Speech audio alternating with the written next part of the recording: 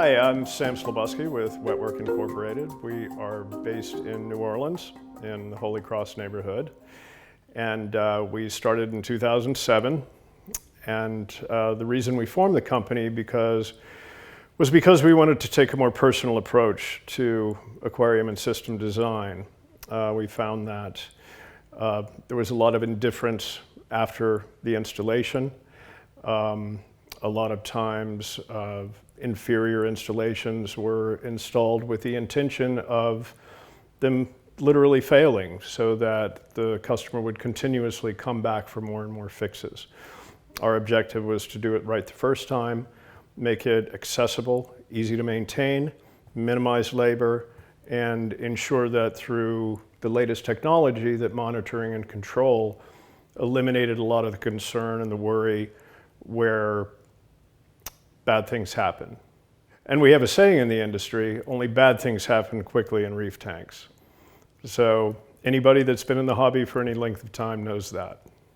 It's a very slow game, requires a lot of patience and a lot of diligence. Reef systems in particular, but any aquarium that is a recreation of a particular biotope is not very, doesn't respond well to neglect. So it doesn't take a lot of time, but it does take daily attention. Prior to keeping aquariums, I was big time into herpetology. Loved snakes. I had a 6-foot red-tailed boa, a 4-footer, and a ball python at the time. And I was 13. My mother despised the snakes. And after I'd been diving for a few years, my father threw a tank on my back when I was 11 years old and threw me in a pool, so I'd learned how to breathe with it. And then we started going to the Bahamas on a regular basis, which is 50 miles from Miami. And I was like, well, God, look at all these beautiful animals. I want to throw them in a glass box in my living room and watch them die slowly, which was the typical result in the mid-70s. Freshwater equipment was being applied to saltwater aquariums, and we had very little understanding of how to accurately, or to some extent accurately, reproduce an appropriate environment for growing corals and keeping fish happy and healthy. But nonetheless, I was determined. Got a 30-gallon tank, but it was only with the understanding that the snakes had to go. So that was, that was 1975, and the rest is history, so to speak. It had more to do with anything that I saw through the local exposure that I had, that the approach to customers and the approach to ensuring their success was really lacking. It was more about just making money and constantly having people throw money at a system that wasn't properly designed to begin with. Get them in and out the door, make a grand, but highly unlikely they'll be successful. Don't really arm them with any relevant knowledge. Make sure that shop is the only source of knowledge. They keep coming back, they keep spending more money on more product, and eventually people just throw their hands up and give up. My objective in forming Wetwork was to combine my design background with my love of aquarium keeping and create designs that blended into an interior environment, sometimes altering the interior environment as well to some extent if the client wanted that, using fine materials to make that happen, to ensure that cohesiveness between the two. I mean, a lot of times it just looks like an aquarium is just a box on top of a box, and there's nothing really interesting or unique about it and how it works with the space that it's in. They all just look dropped in. It's like, let's try something different. Let's design systems that from the get-go have all the equipment they need, all the monitoring and control systems, the proper lighting, set the proper way, a correct aquascape, which of course is very subjective, but there are certain basic tenets of aquascaping that ensure the maximum water flow and light, et cetera, providing adequate cover for fish, and ensuring that they have the best possible chance of success. Of course, if it's reef keeping, success is never guaranteed. You can apply specific practices that have been repeated often and often by many, many people in the hobby, not just experts that have been in the hobby for decades, but plenty of people that have just been in it for a few years. And if you're diligent and consistent, then you'll succeed. So by designing a system that gives them the tools already in place to maximize the likelihood of that success, the hope is that they'll enjoy the hobby and stay in it for a long time and talk about it and grow the industry. The reason I really want to expand my presence on social media, whether it's Instagram, YouTube, whatever the platform is. I'm 61 years old. I've been doing this for more than 3/4 of my life. What's the point of having knowledge if you don't share it? And not just my successes, but my many, many, many failures and what I learned from them. As much of an effort as I always make to absolutely get it right the first time when it comes to designing a client system, it's inevitable that there will need to be alterations or improvements as the system develops. But typically, not everybody wants to throw every single piece of equipment that might be needed onto a system. There are things that can be added. So let's make it easy to add them.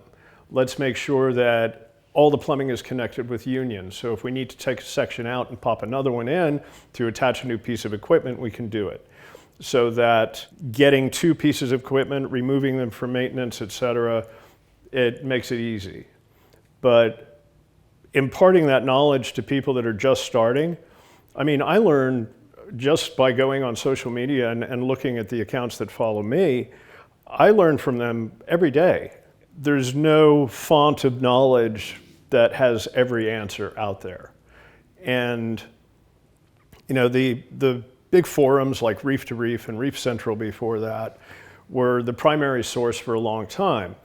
But people have a lesser and lesser tendency to actually read, so they can look at a reel and get some good advice, but by the same token, you have to filter it. You have to look through their feeds to see, okay, is this real? Do we have a lot of, has this image been through the makeup department a little bit too extremely? A little bit too much saturation in those colors. But at the same time, though, I've photographed corals under certain light that render with just insane intensity and saturation without any adjustments, which is why before my marketing company took over and I would post photographs, I would try to adjust the photo so it looked as much as it did to the naked eye when I took it.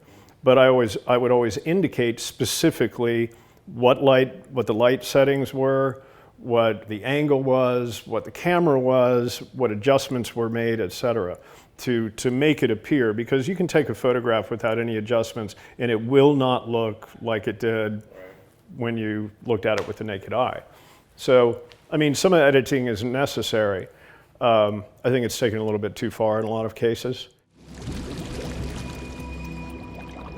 The easiest way to get in touch with me is a lot of different ways. I want to make it really easy for people to reach me.